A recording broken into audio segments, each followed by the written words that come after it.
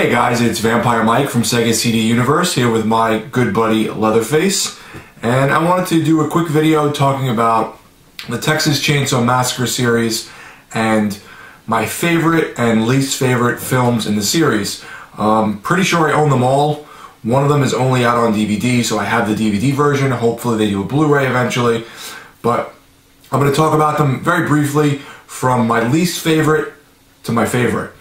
So I would say my least favorite Texas Chainsaw film is probably Texas Chainsaw. I think each of these movies are pretty cool, and there's always something about each of them that I do like. They're not bad movies, but some of them don't work as well, and some of them work better. So this one is pretty much this girl gets inherits this house, this old house in Texas. And she goes there with her boyfriend and her friends, and all this stuff starts happening in the house, and they try too hard. There's too much, you know, like nowadays type of music. They wanted us to care about the characters and their relationships with one another too much, I think, because the boyfriend's like kind of messing around. The guy who played Leatherface was good. I liked him, and how he portrayed him. There's just even the lingo in the movie is just way too, like, trying to be cool. So this is probably my least favorite Texas Chainsaw movie. This one came out in 2012. It's just called Texas Chainsaw. There's a 3D version of this, and you know, it's good. It's just not it's my least favorite out of the however many 9. So yeah. So second to last comes up with Leatherface. This is the most recent film in the series. This is from 2017. This one is actually pretty good. It just doesn't really feel like a Texas Chainsaw Massacre film. It's kind of a chase movie where these the family from Texas Chainsaw get their kids taken away, and the kids end up in this mental hospital and they escape, and the cops are chasing after the kids, and they have like a vendetta against the family. I don't want to get too into it and spoil anything. And one of the kids, you don't know which one is Leatherface because they're just like teenagers, and then by the end of the film you find out. I thought the ending was cool, you know, and interesting. Even the chase part of the movie was pretty cool, but it just doesn't feel fully like a Texas Chainsaw Massacre film. It just kind of veers off a bit. But it was pretty cool, and I liked it nonetheless. Let's see here. Just got this one in the mail. This is Texas Chainsaw 3, Leatherface. This one has Viggo Mortensen in it, and what's Ken Foray, I believe is his name, the black guy from Lords of Salem and Devil's Rejects. He was Captain Spaulding's brother or friend. This one has R.A. Mihailoff as Leatherface. And this is a pretty good one. It's like in the swamp. They're sort of setting up traps and capturing and murdering and eating people. It's a different family from the normal, like, Sawyer family, but they like have Leatherface in their group, and they're kind of sending him out to do their bidding.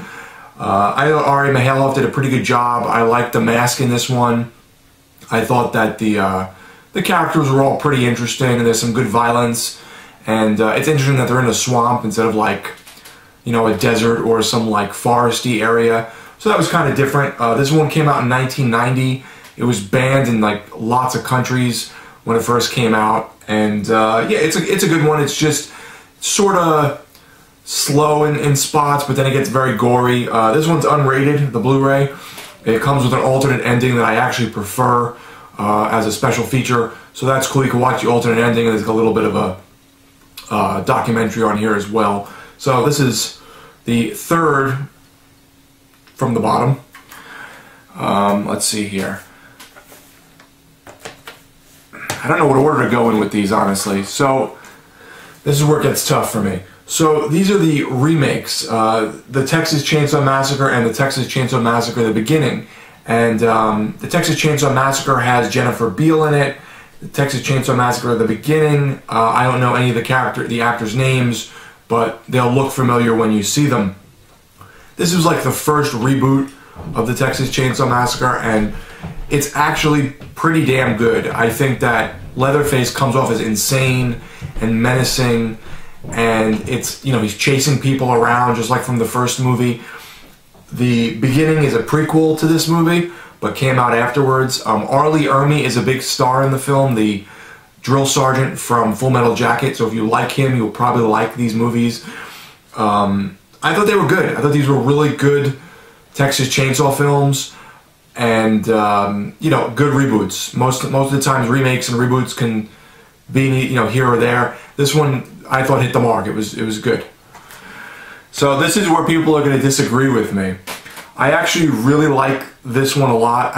Again, it may be tied with the other ones, with the remakes, but Texas Chainsaw Massacre: The Next Generation. So this one came, oh, by the way, the years for this one are, let's see here. This is the Canadian version.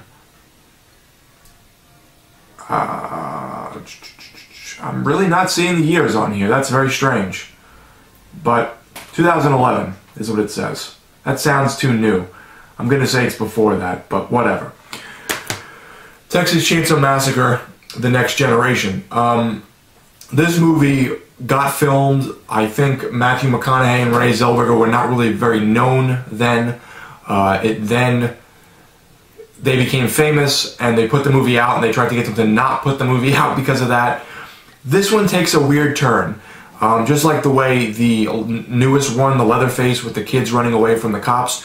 This one is Renee Zellweger's on prom night with some friends. They get like stranded in this weird area, and they're near the Sawyer house, and they're picking them off and tricking them, and you don't know who's in the clan and who isn't in the clan, the Sawyer clan. And I thought Matthew McConaughey was nuts and menacing and really weird, so I like him a lot. I thought Renee Zellweger looked kind of cutesy and young, so I thought she played the part fairly well. She looked scared. The only downfall for me in this movie is Leatherface. I don't like the makeup and the, you know, masks he was wearing for the film. He's my least favorite Leatherface, hands down. But I thought the movie was fun, funny, has a little bit of a dark humor to it. So this one gets beat up a lot, but I actually do enjoy this one a good deal. So that's what I think about The Next Generation. This is probably a tie for me, but I'm going to go in the order I saw them. So the Texas Chainsaw Massacre 2 is just so drastically different from the rest of the franchise. I'd say the closest thing to it is The Next Generation, but the second movie, which is also done by Tobe Hooper, who did the first film, he only did the first two films, then I think he produced the other ones. But in terms of directing and really having a hand in the movies, was 1 and 2. This one is so different than the first movie. It's pretty much like a dark comedy mixed with horror elements. It has, oh, why is his name escaping me? I have his autograph right over there. The guy who plays Otis from The Devil's Rejects and House of a Thousand Corpses. I'll remember the name afterwards, of course, because that's usually how it works. It has Dennis Hopper in it as well, and the father from the Texas Chainsaw Massacre makes a reappearance.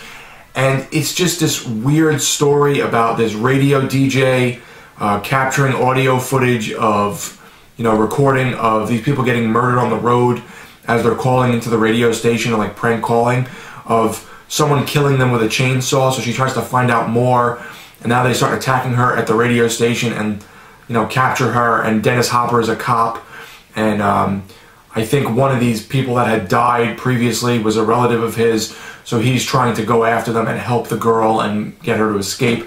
But it's goofy and silly and over the top, and a lot of like goofy humor and dark humor. So it went from like a straight horror movie, gruesome, you know, really like in your face, to a dark comedy with horror elements. So this one's really, really great. It's just really weird and not like the first one.